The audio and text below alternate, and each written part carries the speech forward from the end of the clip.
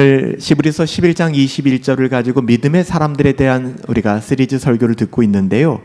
약함 속에서 온전해진 야곱의 믿음, 한 번만 따라해 주시겠습니까? 약함 속에서 온전해진 야곱의 믿음. 아멘. 이 제목으로 하나님의 말씀을 함께 상고합시다. 히브리서는 야곱의 인생 전체를 또 한 절로 평가하고 있죠. 야곱의 인생 대부분은 흔들렸고 불안했고 수많은 시행착오와 실패의 연속이었어요. 그래서 제이콥, 야곱이라는 세례명이나 뭐 이런 바이블 네임을 갖는 분들이 의외로 많지 않아요. 왜 그러냐면 야곱이라는 인생이 스스로는 험악한 인생이었다고 고백하고요. 다른 누군가를 통해서는 이 지렁이 같은 야곱아라는 이야기를 들어야 할 만큼 쉽지 않았거든요. 그래서 성경의 인물에서 존경하는 사람이 누구냐, 누구를 따라 살고 싶냐 했을 때 전 야곱인데요 라고 말하는 분들을 저는 잘 듣지 못했습니다. 그만큼 매력적이지 못해요. 매력적이지 못하다라는 것은 저와 여러분들과 너무 비슷하다는 이야기도 됩니다. 우리는 우리와 비슷한 사람들에 대해서 매력을 못 느끼잖아요. 우리랑 좀 다른, 궤적도 다르고 결도 달라야 존경도 하고 애정도 하지 않겠습니까? 대부분이 그래요. 실수하고 넘어지고 자빠지고 그리고 자기 꾀와 자기의 술수를 가지고 살아갔던 사람이 야곱입니다. 그러나 히브리서는 야곱의 마지막 장면, 그러니까 지팡이에 의지했다, 이제는 혼자 설 수 없을 만큼 무기력해진 겁니다. 근데 그때의 지팡이에 의지해서 그가 뭐 했는가? 하나님을 예배했다는 것입니다. 또한 언약의 자손들을 축복하는 장면을 통해서 야곱은 믿음의 사람이었어 라고 마무리하고 있습니다. 야곱이라는 사람의 믿음은 처음의 야곱이 아닙니다. 처음의 야곱은 세상적으로 굉장히 스마트했던 친구입니다. 밟고 올라가는 사람이었습니다. 자기 것 절대로 빼앗기지 않는 사람이었습니다. 눈에는 눈, 이에는 이, 그대로 갚으면서 살았던 사람이 그 사람이 야곱이었습니다. 하지만 야곱의 믿음은 전반부 그의 삶의 야곱이 아니라 처절하게 깨져서 평생 후유증을 갖는 장애를 앓고 정말 모든 것 다 잃어버린 그 시점, 마지막에 야곱, 그 야곱에서 그의 믿음은 완성되게 됩니다. 야곱은 태어날 때부터 범상치 않았습니다. 야곱의 인생은 붙잡는 손이었습니다. 태어날 때는 형 붙잡고 태어났어요. 형보다 먼저 나오려고. 너나 나나 다 같이 엄마 뱃속에 있었는데 네가 왜 나 먼저 나가? 왜 내가 너를 형이라고 불러야 돼? 왜 네가 장자권을 가져야 돼? 복잡하게 우리가 그렇게 설명할 수는 없겠으나 본능적으로 형의 발 뒤꿈치를 잡고 나왔던 사람. 태어나서는 어떻습니까? 형 에서의 축복권을 자기가 빼앗기 위하여 교활한 속임수를, 그런 동생들 있지 않습니까? 어리숙한 형 등쳐먹는 이런 동생이 바로 야곱이었습니다. 뭔가 똑똑한 것 같은데 정이 안 가는, 뭔가 손해보지 않고 자기 앞가름 잘하는데 뭔가 정이 안 가는, 여러분 그런 사람이 야곱이었습니다.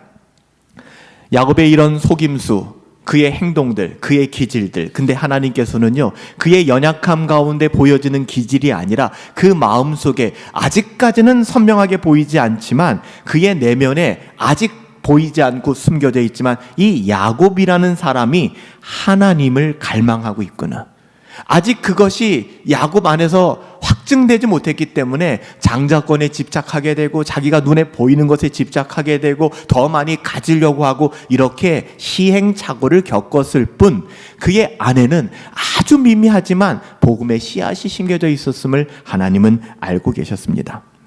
베델에서 하나님은 야곱에게 땅과 자손의 약속을 다시 해주셨고요. 야곱은 여호와께서 나의 하나님이 되실 것을 서약하고 언약했습니다.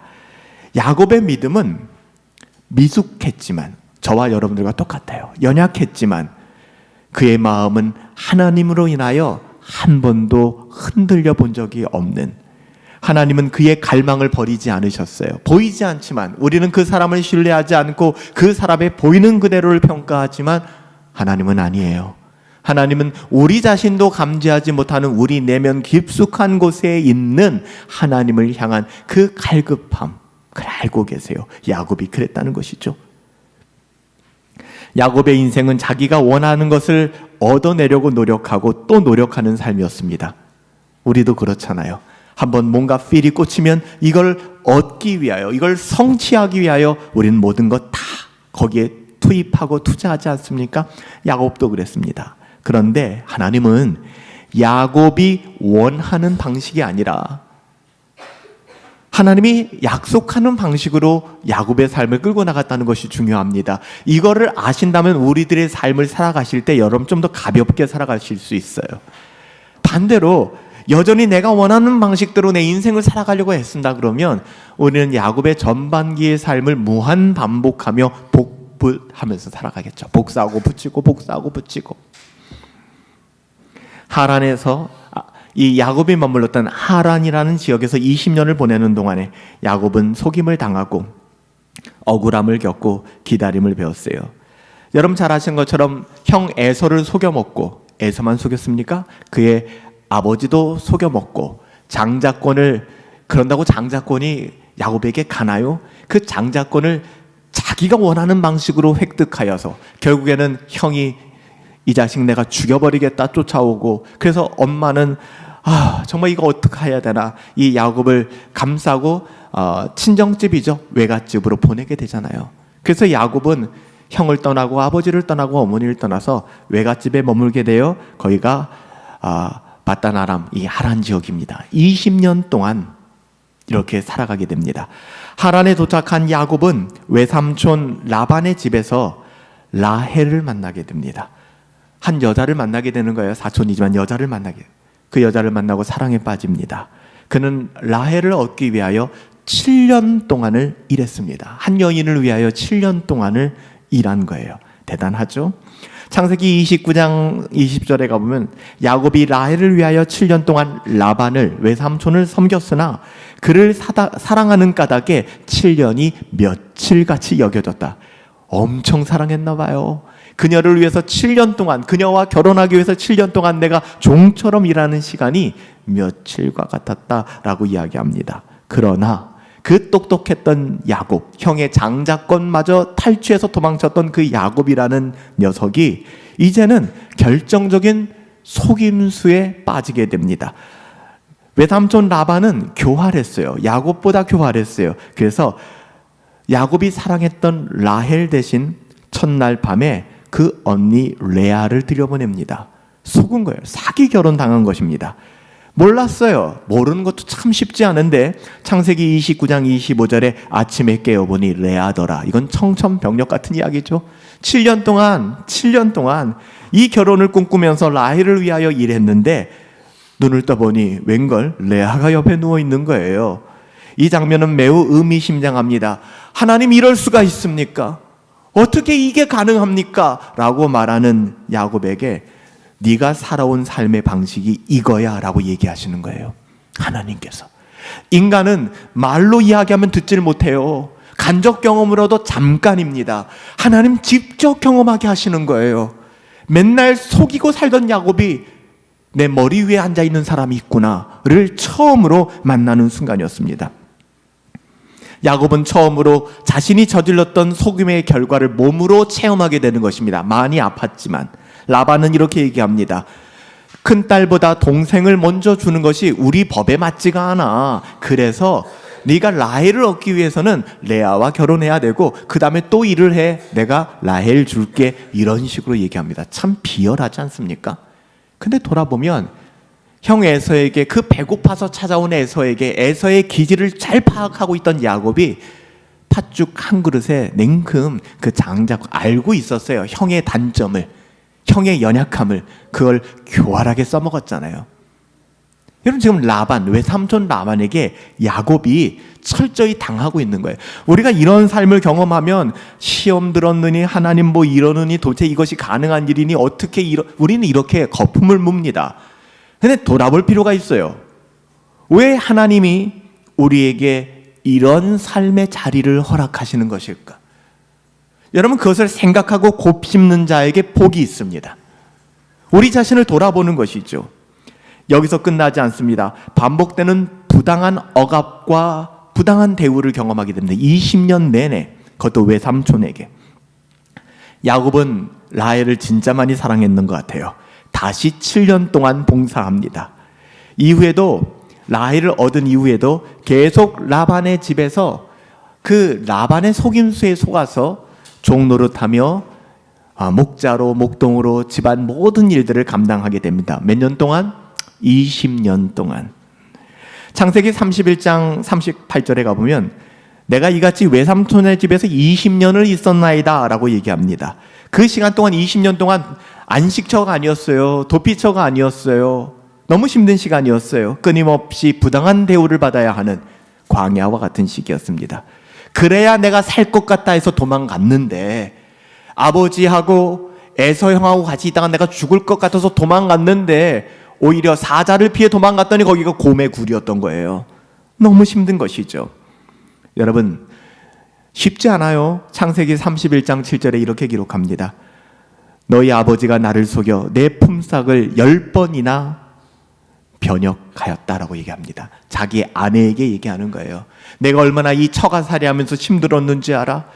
장인 어른이 나를 속여서 10번이나 나에게 부당한 대우를 했고, 심지어는 사기 결혼을 주동했고, 나 너무 힘들었어.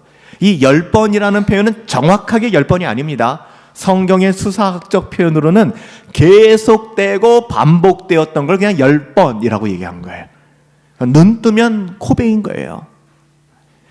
야곱은 계약이 자주 바뀌는 불공정한 환경 속에서 살아갈 수밖에 없었어요. 아버지에게 돌아갈 수도 없고, 에서 형은 지금도 그 원한을 가지고 나를 기다리고 있을 텐데, 또한 그는 책임을 떠안는 사람이었습니다. 낮에는 더위에 상하고 밤에는 추위에 상하여 내 눈에 잠을 두지 못한 것이 20년이라 가정을 일구면서 너무너무 힘든 가장으로서의 삶을 살았던 것입니다. 야곱은 이 20년의 시간 동안에 속이는 자, 발뒤꿈치를 잡는 자에서 점점 바뀌기 시작합니다. 하루아침에 야곱이 이스라엘이 된 것이 아닙니다. 여러분, 야곱, 속이는 자라는 뜻입니다. 그가 야복 강가에서 하나님을 만나 하나님이 그 이름을 바꿔줍니다. 이스라엘. 속이는 자에서 이스라엘, 하나님과 겨루어 이기었다. 감히. 이스라엘은 야곱의 이름입니다. 지금의 이스라엘, 국가명은 야곱의 이름이에요.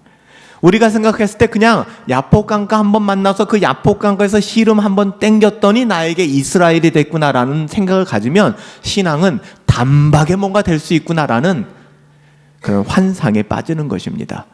20년이 걸렸던 거예요. 20년 동안 씨름하고 싸우고 기다림을 통해서 야곱은 이스라엘로 바뀌어 왔어요. 아직 그 이름을 받지는 못했지만 바뀌어 가고 있는 거예요. 기다림을 배우는 순간에 내 뜻대로 되지 않는구나. 여러분, 가정도 그렇지 않습니까? 어제 우리 남정수 집사님 결혼했지만 제가 줄에서 하면서도 그런 얘기했죠. 사랑이면 다 될 것 같고 지금 만나면 다 좋을 것 같지만 살아가다 보면 그 사람들이 살아온 삶의 궤적에, 그리고 그 사람들만의 불편한 것들이 보일 때마다 마음이 얼마나 어려워집니까? 힘들어집니까? 그때마다 우리가 원하는 방식대로 모든 것을 다 할 수 있는 것은 아니잖아요. 하나님의 자녀들이라면 배우자를 통하여 더 겸손히 나를 낮출 줄 알고, 그래서 제가 고린도전서 13장 사랑 찬양을 자주 하는 거예요. 사랑은 언제나 오래 참고 온유하고 자기의 유익을 구하지 아니하고, 그 찬양을 하는데 신부가 저를 많이 쳐다보면서 그 찬양을 고백하더라고요. 고마웠어요. 그 사랑이 있기를. 여러분, 우리의 가정도 직장도 인간관계도 교회도 우리를 만족시킬 수 없어요. 중요한 건 그 안에서 우리가 하나님의 일하심을 바라보고 우리를 다듬으시는 하나님을 신뢰함으로 그 안에서 순종하는 게 중요한 겁니다. 야곱은 자의반 타의반 돌아갈 수도 없어요. 돌아가면 형한테 죽겠거든요. 아버지한테 죽을 것 같아요. 돌아갈 수도 없어요. 20년 동안 이렇게 기다림의 시간을 배우고 신앙을 성화시키기 시작한 거예요. 자녀의 문제에서는 어떻을까요? 그렇게 아이를 낳고 싶었는데 사랑하는 아내 라헬이 아이를 못 낳는 거예요. 다른 3명의 아내들은 순풍순풍 자녀들을 낳기 시작하는데 내 아내는 라헬이야. 다른 사람 몰라도 난 이 사람 사랑해. 근데 라헬만 애를 못 낳는 거예요. 그 마음이 어땠을까요? 물론 나중에 아이를 주시지만 쉽지 않았을 거예요. 하나님 왜 내가 원하지 않는 것은 이렇게 그냥 뭐 해주시든 말든 상관없는 건 이렇게 잘 해주시는데 내가 그토록 간구하는 거는 침묵하시지? 왜 안 되지? 다른 집 애들은 부모님 따라 교회도 잘 나오고 그냥 알아서 바뀌던데 왜 우리 집 애들은 안 되는 것이지? 우리는 고민할 수 있어요. 그때 우리는 귀를 기울이셔야 돼요. 하나님께서 안 하시겠다는 것이 아니에요. 이 시기를 통해서 우리에게 하시고자 하는 것이 있구나라는 것을 생각하신다면 원망이 없어요. 불평도 없어요. 아이들을 향한 미움도 없어요. 왜 아이들을 미워합니까? 그 아이들을 사랑하는 마음들을 하나님은 더 주시는 거예요. 창세기 30장 22절에 가보면은 라헬이 아이를 갖지 못했지만 어느 한순간 이제는 됐어 하는 거예요. 하나님께서 이렇게 나옵니다. 하나님이 라헬을 생각하신지라. 너무 표현이 예쁘죠? 하나님이 생각하신대요.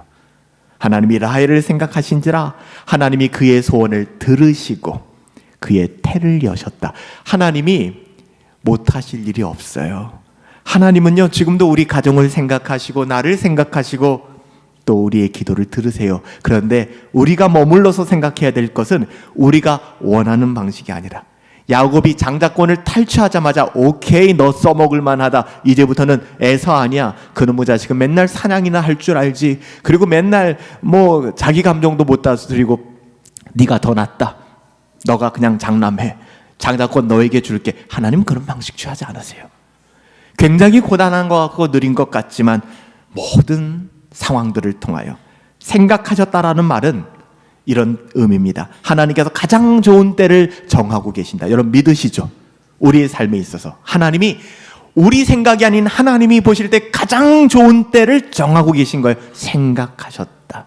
야곱은 더 이상 스스로 쟁취하려 하지 않습니다. 좀 힘이 빠져요. 애가 막 자기중심적으로 막 악을 부리며 깡을 부리며 살던 사람이 뭔가 몸에 힘이 빠지기 시작하는 거예요. 더 이상 스스로의 힘으로 자기의 인생을 쟁취하려 하지 않습니다. 하나님의 때를 기다리는 법을 배우기 시작합니다. 그리고 마침내 하란을 떠날 때가 됐어요. 아버지에게로 돌아가는 것이죠. 20년 동안 야곱은 이렇게 고백합니다. 우리 하나님 아버지 곧 아브라함의 하나님이 나와 함께 계시지 아니하였더라면 외삼촌께서 반드시 나를 빈손으로 돌려보냈으리라. 나올 때는 많은 양떼들을 가지고 재산들을 가지고 아버지의 집으로 돌아오게 되거든요. 이 모든 것이 무슨 고백하는 거예요? 내가 하기 나름이야. 나중에 뭐 여러 가지 말이 나오잖아요. 뭐 얼룩무늬가 있는 양들이 어떻고 뭐가 어떻고 그래서 이건 다 너 가져 이건 안 돼. 라반이 계속 트릭을 쓰는데 하나님이 또 은혜를 주셔서 야곱의 재산이 늘어가기 시작해요. 야곱이 나중에 이렇게 고백하는 거예요. 나의 나된 것은 아버지의 은혜로다. 이게 20년 전 아버지를 떠날 때 베델에서 돌베개 베어 자고 하란으로 떠날 때 야곱의 모습과는 전혀 다른 모습이었어요. 20년의 세월이 창세기 31장 42절의 이 고백, 하나님이 함께 하시기 때문에 가능했다라고 고백하는 것입니다. 이 고백은 절대 예전의 야곱에게선 찾아볼 수 없는 거예요. 하나님은 이 길로 우리를 인도하시는 거예요. 우리의 그 어떤 혈기로 살아갈 수 없음을 알고 있기 때문에 더 이상 자신의 꾀를 말하지 않습니다. 하나님이 함께 계셨음을 인정하기 시작해요. 그러니 배우자로 낭망하지 않아요. 자녀로 낭망하지 않아요. 회사의 그 어떠함으로 낭망하지 않아요. 하나님이 함께 하심을 믿고 있기 때문에 이렇게 20년 동안 진짜 모진 이스라엘 백성은 40년 동안의 광야고 야곱은 20년 동안에 먼저 이런 어려움들을 겪은 것이죠. 이후에 그의 자녀들은 40년 또 광야 생활을 맞이하게 되죠. 야곱은 훨씬 이전의 사람이니까. 이 20년의 세월이 지난 다음에 드디어 그에게 마지막, 예를 들면은 이제는 너 바뀌었어 라는 그런 확증을 받는 시간이 야복 강가에서 일어났잖아요. 이때까지도 얼마나 야비합니까? 야곱. 먼저는 그의 종들을 내보내고 그의 여러 수하들을 내보내고 그 마지막으로는 가족들을 내보내고 마지막에 서서 간 보고 있는 거예요. 에서 형이 어떻게 하나? 혹시 에서가 칼을 휘둘러서 그의 군대가 나의 종들을 죽이면은 다시 라바도로 도망가려고 간보고 있었던 게 야곱이에요. 끝까지. 근데 거기서 마지막 이 야곱이 하나님의 사랑을 씨름하잖아요. 야복 강가에서 야곱이 나에게 하나님 복을 주시지 않으면, 내가 하나님의 사람이라는 걸 하나님이 인정해 주지 않으면 내가 이 삿발을 놓지 않겠습니다. 여러분, 이것은 마치 엘리야의 기도랑 비슷한 거예요. 무릎과 무릎 사이에 머리를 집어넣고 기도해 본 적이 있습니까? 죽으면 죽으리라 에스더의 마음을 가지고 하나님을 씨름하는 거예요. 그래서 하나님께서 마지막에는 밤새도록 하나님을 놓지 않으니까, 하나님의 사람이라고 번역되어 있지만 하나님을 놓지 않으니까 하나님께서 하나님의 능력으로 그의 몸에 약함을 만들어줍니다. 그의 몸에 어떻게 보면은 가시를 남겨두는 거예요. 바울처럼. 그게 뭡니까? 환도뼈를 부러뜨려요. 이 넓적다리하고 연결되어 있는 고관절을 부러뜨려 버리는 겁니다. 평생 야곱은 지팡이를 짚고 발을 절면서 살아갔어야 돼요.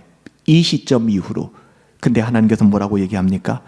더 이상 그 누구도 너의 이름을 야곱, 20년 전 바단 아람으로 떠나올 때 네 잘난 맛에 살았던 그 이름, 속이는 자, 그렇게 부르지 말아라.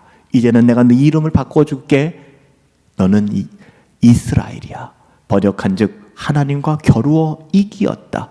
그래서 그 이스라엘이 쉽게 표현하면 야곱의 12아들, 12지파로 이스라엘, 하나님의 택함 받은 백성이 된 거 아니겠습니까? 여러분, 야곱의 삶 정말 매력 없죠. 신앙적으로는 뭐 저런 사람이 다 있어. 하지만 하나님께서는 바단 아람에서의 이 20년을 통하여 그를 연단하시고, 그리고 나중에 이 야곱의 믿음은 지팡이를 의지하여 뭐 했다고요? 예배했다는 겁니다. 예배했다는 것은 자신의 어떠함을 내려놓은 거예요. 내가 외삼손에서 원수 갚아야지, 뭐 이런 생각이 없어요. 하나님을 예배하고, 그리고 그의 아들들과 손자들에게 축복하여 하나님의 은혜를 남겨준 것이죠. 여러분 어떻습니까?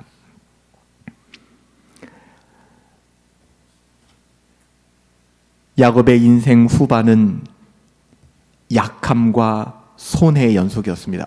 목사님, 난 그렇게 살고 싶지 않아요. 예수 믿는다는 게 저 고지를 점령하고 내 이름 석자 한번 남기고 모든 사람들이 알아보고 인사할 수 있는 삶을 살고 싶어요 생각한다면 여러분 야곱의 삶을 살고 계신 겁니다. 그런 분들 하나님이 사랑하신다면 반드시 바단 아람으로 밀어내십니다. 사랑하니까. 운동 배울 때 그러잖아요. 제가 탁구장 가서 탁구 치면은 뭐 많이 배우지는 않았지만 한두 달 이렇게 탁구를 치면 늘 코치가 그런 얘기예요. 어깨에 힘 빼시고 무릎에 힘 빼시고 힘은 너무 많이 들어갔어요. 그 얘기예요. 중학교 때 수영을 배울 때도 수영 강사들이 몸에 힘 빼시고 그래야 가라앉지 않습니다. 몸 힘 빼세요. 힘 빼세요. 힘만 빼래요. 나중에 들어보니까 운동을 배우려면, 스포츠를 배우려고 그러면은 힘만 빼도 한 50% 이상 된 거래요. 힘이 들어가는 거예요. 힘 빼야 되는 거예요. 신앙도 비슷한 것 같아요. 우리의 그 어떠함을 내려놓는 시간들이 필요한 거죠. 하나님이 우리를 사랑하시니까 힘을 빼게 만드는 거예요. 스스로 못 빼니까 환도뼈를 부러뜨려 버리는 거죠. 우리가 원치 않는 자리로 밀어내시는 거예요. 광야. 밤에는 불기둥, 낮에는 구름기둥이 있지 않으면 한 걸음도 나갈 수 없는 광야로 그냥 밀어 넣는 겁니다. 이때 불평하지 말라고요. 이때 원망하지 말라고요. 하나님을 바라보셔야 된다고요. 히브리서 기자는 야곱의 마지막 장면을 강조하고 있습니다. 요셉의 두 아들, 사랑하는 라헬이 낳았던 아들이 요셉이잖아요. 그 요셉의 두 아들 므낫세와 에브라임입니다. 그래서 이삭은 야곱과 에서를 축복했지만 야곱은 어떻게 보면은 손자들이잖아요. 요셉의 두 아들 므낫세와 에브라임을 엇갈려 축복합니다. 그리고 창세기 48장 19절에 장차 될 일들을 자녀들에게 전수하여 주었다라고 얘기합니다. 그래서 결국 야곱의 믿음은 이렇게 요약됩니다. 자신의 어떠함을 주장하고 붙잡으려고 했던 믿음이 이제는 놓고 하나님을 바라보고 신뢰하는 믿음으로 바뀌었다. 그리고 이것이 너무나도 중요한 걸 알고 있기 때문에 어떻게 보면은 요셉에게, 그리고 어떻게 보면은 므낫세와 에브라임에게, 얘들아, 하나님을 믿어도 손해보면 안 돼. 내가 에서 형에게 했던 것처럼 그렇게 살아야 돼. 인생은 그런 거야. 라반을 만났을 때 어땠는지 아니? 너희 할아버지 만났을 때 내가 이런 어려움이 있었어. 내가 이렇게 돌파했단다. 그래서 니들이 지금 먹고 살만한 거야. 이딴 얘기 안 했다는 거예요. 우리가 자녀들에게 남겨줘야 될 것이 이 세상 어떻게 하면 괜찮게 살 것인가. 제가 말씀드렸잖아요. 그래서 아까 처음 시작하면서 얘기한 게 우리 찬혁이 같은 그런 친구들이 끼를 가지고 자기가 세상에 그 어떠한 문화를 가지고 노래한다 그러면 오히려 더 세상적인 거 표현해낼 수 있을 것 같아요. 그런데 여러분들이 그 친구 노래 들어보면은 그러니까 제 아내하고 거기에 빠져서 한두 시간 그 영상을 계속 봤어요. 연결되는 영상들을 처음으로. 뭐 그렇게 그 친구에 대한 관심이 없었으니까. 가사가 다 의미가 있어요. 가사가. 그리고 복음적인 내용들이 너무 많은 거예요. 너무 아름답지 않습니까? 우리가 무엇을 남겨주길 원하는가? 그 마음이 이쁜 거죠. 왜 노래를 부르는데 음란하고 퇴폐하고 이런 노래밖에는 없을까? 나는 하나님을 믿는 사람으로 노래하고 싶다. 대중가요를 부르고 싶다. 하지만 여기에 초등학생들도 부를 수 있는 동요 같은 따뜻함을 녹여내고 싶다. 뭐 이런 것 아니겠습니까? 어떻게 보면 야곱이 마지막 축복하며 안수하며 그의 자녀들에게 인생의 성공이 아닌, 세상의 성공이 아닌 믿음의 유산을 남겨주고 있는 거예요. 야곱의 이야기의 중심은 인간이 아니라 하나님입니다. 야곱의 약함, 야곱의 실패를 지나 하나님은 언약과 구속의 역사를 한 걸음씩 한 걸음씩 이걸 볼 수 있어야 돼요. 여러분, 우리가 우리 자녀들을 향하여 가지고 있는 기대감이 뭐라고 생각하십니까? 여러분들이 남겨줄 수 있는 믿음이 뭐라고 생각하십니까? 지금도 세상적으로 이쯤 돼야 된다, 이게 중요하다라는 관점을 가지고 살아간다 그러면 여러분, 우리는 정말 어리석은 사람들입니다. 야곱의 마지막은 약했지만, 약해 빠졌지만, 나 저렇게 살고 싶지 않다. 마지막 노년에 다리 절면서 모든 거 다 잃어버리고, 나 저렇게 살고 싶지는 않아. 내 노년은 좀 영광스러웠으면 좋겠어, 세상적으로. 야곱의 마지막은 약함의 연속이었지만 하나님을 두려워할 줄 알았어요. 하나님을 경배했습니다. 처음에 야곱의 모습과는 다른 지팡이의 의지에 서 있는 노인의 모습 속에서 히브리서는 믿음의 절정을 노래합니다.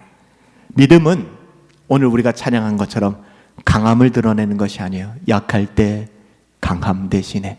그 찬양의 제목이 뭔지 아시죠? 주 나의 모든 것이 그 찬양의 가사, 그 찬양의 제목입니다. 약할 때 강함 대신에가 찬양의 제목이 아니라 주 나의 모든 것.